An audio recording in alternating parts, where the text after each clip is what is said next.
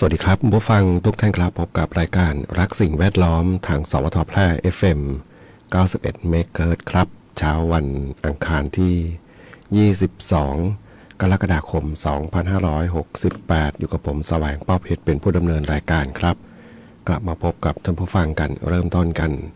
ในช่วงเช้าๆครับ9 นาฬิกา 10 นาทีโดยประมาณถึงเวลา 10 นาฬิกานะครับที่เข้ามาทำหน้าที่กันตรงนี้นะครับแล้วก็วันนี้การติดตามข้อมูลข่าวสารต่างๆโดยเฉพาะคนที่อยู่ในพื้นที่เสี่ยงภัยนะครับไม่ว่าจะเป็นจังหวัดน่านจังหวัดพะเยาเชียงรายแพร่มีจังหวัดอะไรอีกเนี่ยเป็นจุดเป็นโซนสีแดงจะมีฝนประมาณเท่าที่จำตัวเลขไม่ผิดน่าจะ 80% เมื่อเช้าดูจากทางกรมอุตุนิยมวิทยานะครับก็ต้องบอกว่าอิทธิพลของเจ้าพายุวิภานะครับยังอยู่ไกลๆอยู่นะยังมาไม่ถึงเดี๋ยวมันอ่อนกำลังลงเดี๋ยวก็อ่อนกำลังลงแต่ว่าเพียงแต่ว่ากลุ่มเมฆที่เข้ามาเนี่ยถ้ามันเยอะมีมากโอกาสที่จะฝนตกหนักแล้วเกิดน้ำท่วมฉับพลันน้ำป่าไหลหลากเนี่ยก็อาจจะเกิดขึ้นได้นะครับเรามีเห็นละเชียงรายลำปางพะเยาน่านแพร่แล้วก็ข้ามไปโน่นเลยทางจังหวัดตากกาญจนบุรีนะครับทางอีสานตอนบนส่วนพื้นที่อื่นๆเนี่ยเป็นสีเหลืองเกือบทั้งหมดนะครับเมื่อวานนี้เห็นทางกรมอุตุนิยมวิทยาเขามีแผนที่อีกภาพหนึ่งมีไม่กี่จังหวัดที่จะไม่ได้รับผลกระทบนะครับมีไม่กี่จังหวัดส่วนใหญ่จะได้รับผลกระทบหมดเลยเนาะเพราะเจ้าพายุวิภาที่ด้านตะวันออกเนี่ยมันไม่ใช่มีตรงพายุวิภาอย่างเดียวเนาะมันมีร่องมรสุมอยู่ทางฝั่งพม่านะครับใครที่ดูเรดาร์อากาศเนี่ยจะเห็นแล้วมีกลุ่มเมฆขนาดใหญ่เลยด้านทางตากทางกาญจนบุรีเนี่ยมันดึงกันเข้ามาดึงเข้ามาบีบเข้ามานะครับเมื่อเช้าดูเรดาร์อากาศก็เนาะเรานี่อยู่ตรงกลางๆเลย กลางๆหมายถึงตรงขอบของกลุ่มเมฆทั้งสองกลุ่มนี้นะครับเป็นลักษณะหย่อมความกดอากาศต่ำทางด้านฝั่งเมียนมาแล้วก็ทางตะวันออกนี่ก็พายุวิภานะครับขนาบข้างอยู่เนาะก็รอดูไม่รู้ได้ท่วมก็คือไม่อยากให้ท่วมเนาะเหนื่อย ท่วมมันเหนื่อยเก็บข้าวเก็บของล้างข้าวล้างของเหนื่อยกว่าจะเข้าที่เข้าทางได้นี่ก็นานนะครับว่าข้าวของเสียหายบางส่วนที่ไม่สามารถที่จะกู้คืนได้ก็มีนะครับก็รอดูเนาะเรื่องของภัยธรรมชาติที่อาจจะเกิดขึ้นได้ติดตามสถานการณ์ในส่วนของฝนฟ้าต่างๆนะครับแฟนเพจสวทแพร่ก็จะมีการโพสต์ข้อมูลต่างๆนะครับเป็นเบื้องต้นเนาะเป็นเรื่องของปริมาณน้ำฝนเป็นเรื่องของระดับน้ำส่วนคนที่อยู่ในพื้นที่ในส่วนตรงนั้นแหละเนาะน่าจะเรียกว่าเข้าใจสภาพได้เป็นอย่างดีนะครับเพราะว่าคนที่ทำสื่อเองก็จะดูภาพกว้างๆตรงนี้แหละเนาะนะครับว่ามีอะไรยังไงบ้างนะครับวันนี้พบกันเช่นเคยกับช่วงเวลาของรายการรักสิ่งแวดล้อมท่านผู้ฟังที่ติดตามรับฟังอยู่ครับอยากจะฟังเพลงบทเพลงเพื่อชีวิตก็สามารถที่จะแนะนำได้ครับทางโทรศัพท์0545235516ครับแฟนเพจก็พิมพ์คอมเมนต์ไว้ได้กับช่วงเวลาของรายการรักสิ่งแวดล้อมครับ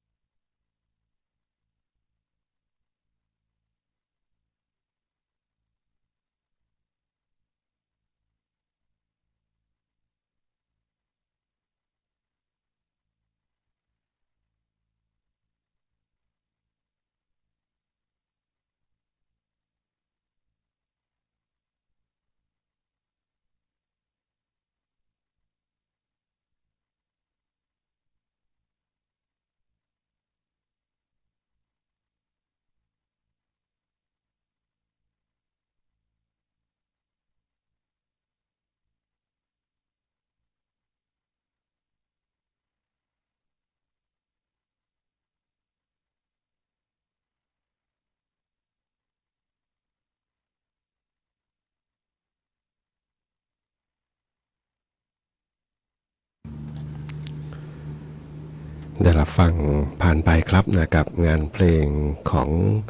คนดันเกวียนครับนะที่ท่านผู้ฟังถามถึงมาครับชาวนาอะไรครับส่งมอบเป็นความสุขสำหรับท่านผู้ฟังที่ติดตามรับฟังรายการรักสิ่งแวดล้อมทางสวทแพร่ FM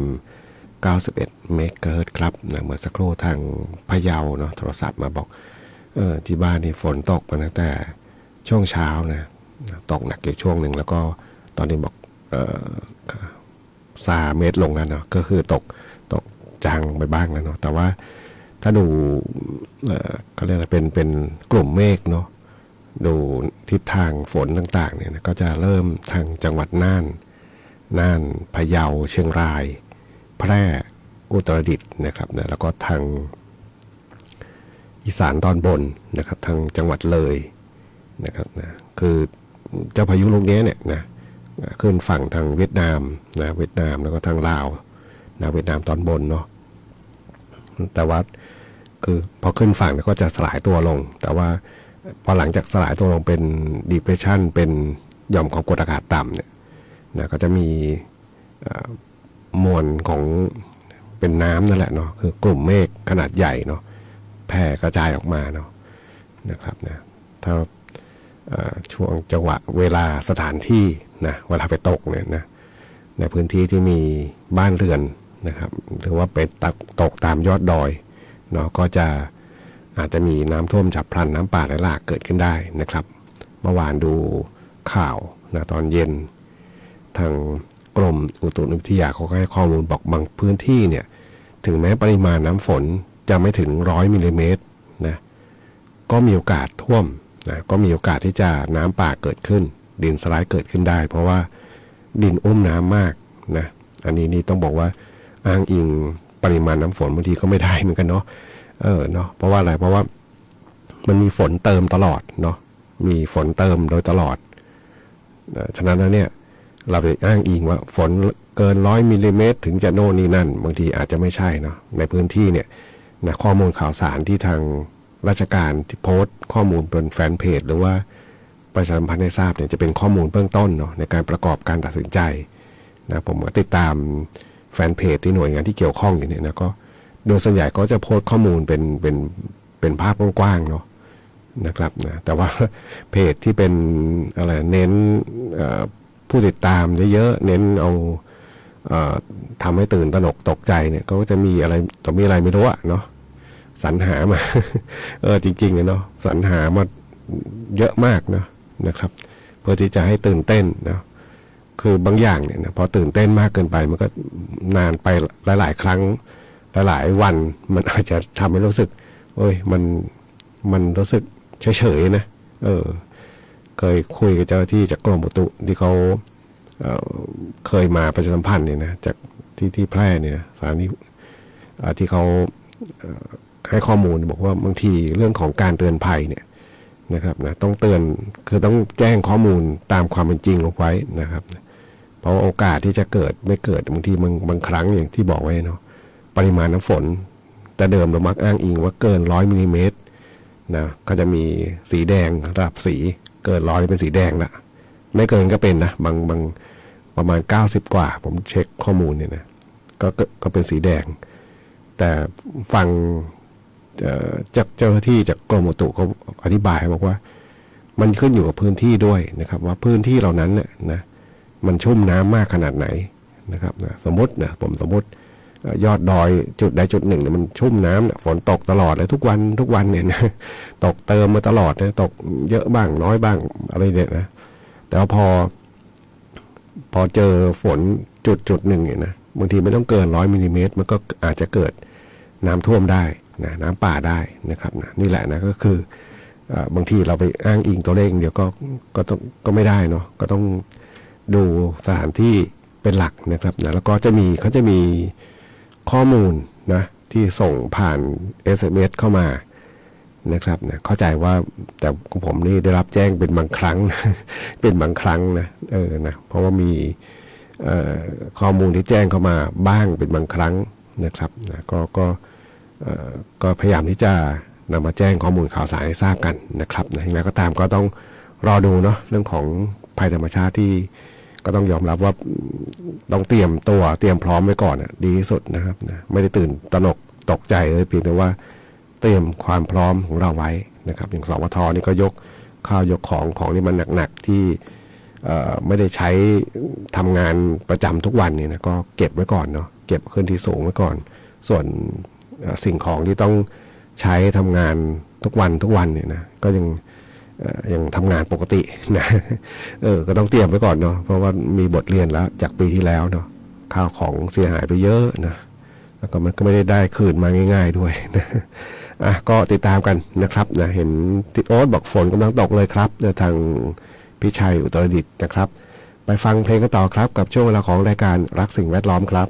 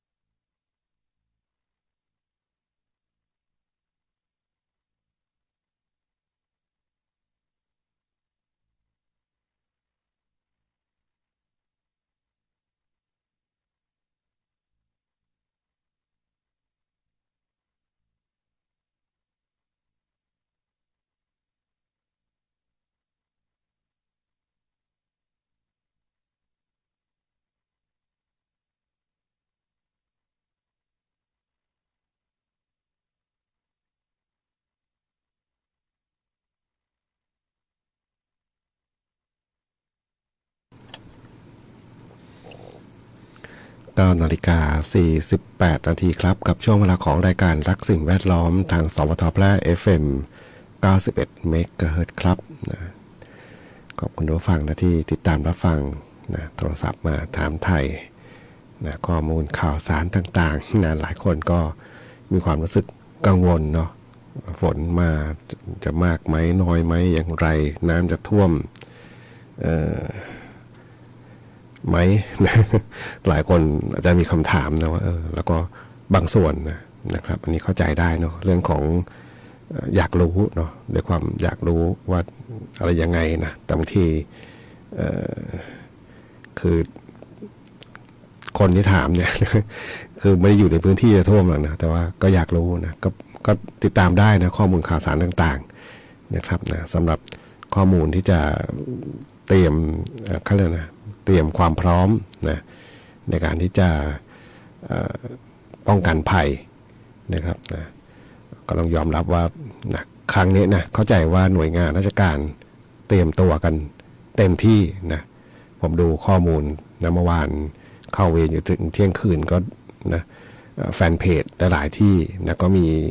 การปรับเปลี่ยนนะบางหน่วยงานก็สร้างแฟนเพจใหม่ขึ้นมานะเป็นเรื่องของภัยธรรมชาติครั้งนี้เนาะแล้วก็มีการประชุมตั้งวอลลุ่มกันนะของแต่ละจังหวัดแต่ละอำเภอนะในการที่จะดูแลตรงนี้นะครับนะคือเป็นการตั้งรับแก้ไขสถานการณ์นะเพราะว่าถ้าฝนมาเยอะตกเยอะเราไปห้ามฝนไม่ให้ตกไม่ได้เนาะเพียงแต่ว่าทำงานขึ้นมาเพื่อที่จะตั้งวอลลุ่มขึ้นมาเพื่อที่จะแก้ไขสถานการณ์นะครับนะจะได้บรรเทาเบาบางลงเนาะนะครับนะก็ต้องยอมรับว่าหลายๆครั้งเนาะการทำงานแบบนี้เป็นเรื่องที่ยากนะครับนะบางคนถามตรงนี้จะท่วมไหมเนี่ย พอบอกได้คำตอบบอกไม่ทราบนี่เป็นเรื่องเลยนะเนาะคือสถานที่จะท่วมตรงไหนยังไงเนี่ยมันไม่มีใครให้คำตอบได้ชัดเจนหรอกนะครับนะฝนจะมาตกมากน้อยยังไงเนี่ยนะเขาคาดการณ์นะตามคำพยากรณ์ตามการคาดการณ์กลุ่มเมฆต่างๆนะครับนะก็เป็นกำลังใจให้ทุกฝ่ายเนาะในการที่จะติดตามข้อมูลข่าวสารต่างๆนะน้ำที่จะเข้ามาท่วมเมืองแพร่ได้เนี่ยนะผมเมื่อวานอ่านข้อมูลผู้หลักผู้ใหญ่หลายท่านที่เขียนไว้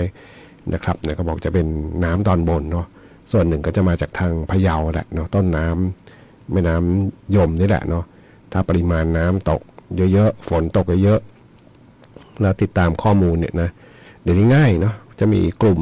Facebook แฟนเพจต่างๆนะครับก็จะเห็นแหละนะยกเป็นอย่างเดียวเขาเอาข่าวอะไรนะข่าวปลอมมาออกเนาะอันนี้ต้องดูนิดนึงนะเพราะบางแฟนเพจก็นะพยายามทำอย่างนั้นจริงๆเนาะเอาภาพปัจจุบันหนึ่งภาพแล้วก็ซ้อนอื่นเข้ามานะครับนะแล้วก็ทำชื่อเพจให้เกี่ยวข้องกับพยากรณ์อากาศนี่แหละนะผมก็เห็นเหมือนกัน ไม่ทำไมต้องทำเจตนาต้องทำอย่างนั้นเนาะเพราะว่าสิ่งเหล่านี้ไม่ควรเนาะทำให้ตระหนกตกใจนะครับนะต้องเป็นข้อมูลจริงนะครับนะอย่าไปทำให้มันตระหนกตกใจนะคนจะนะก็กังวลอยู่แล้วก็ยิ่งไปกันใหญ่เนาะนะครับนะก็ติดตามได้เนาะแฟนเพจต่างๆนี่จะง่ายบอกว่าง่ายเนาะข้อมูลข่าวสารจะชัดเจนแล้วก็เตรียมความพร้อมต่างๆนะครับนะทุกจังหวัดทั่วภาคเหนือนะครับนะตั้งรับเต็มที่นะในการที่จะแก้ไขปัญหานี้นะครับเดี๋ยวเห็นมีแต่สวัสดีเจ้า ป้าพันบ้านนาหลวงเนาะส่งดอกไม้เข้ามานะครับนะทิดโอ๊ตนะครับบอกสัญญาณชัดเจนดีครับนะก็ติดตามรับฟังกันนะครับไปฟังเดี๋ยวช่วงท้ายแล้วสิ มัวแต่ดูข้อมูลเพลินนะพยากรณ์อากาศนะครับนะตอนนี้นี่ประเทศไทยนะทางประเทศตอนบนเนี่ยนะก็ฝนเพิ่มขึ้นนะจากอิทธิพลของเจ้าพายุวิภานี่แหละนะครับนะฝนก็เพิ่มขึ้นนะฝนฟ้าคะนองเนี่ยภาคเหนือเนี่ยวันนี้ 80% ของพื้นที่นะครับนะ 80% ของพื้นที่นะฝนตกหนักมากบางแห่งบริเวณจังหวัดแม่ฮ่องสอนเชียงใหม่เชียงรายลำพูนลำปางพะเยาน่านแพร่อุตรดิตถ์สุโขทัยตากกำแพงเพชรพิจิตรพิษณุโลกและเพชรบูรณ์นะครับนะก็ฝนเพิ่มขึ้นค่อนข้างเยอะนะอย่างที่บอกไว้ตอนต้นรายการคือพื้นที่สีแดงเชียงรายพะเยาน่าน ลำปางแพร่นะแล้วก็ไปโน่นเลยจังหวัดตากกาญจนบุรีนะครับอันนี้เป็นอิทธิพลของทางตากกับกาญจนบุรีเนี่ยเป็นความกดอากาศต่ำนะเป็นกลุ่มเมฆขนาดใหญ่เหมือนกันนะ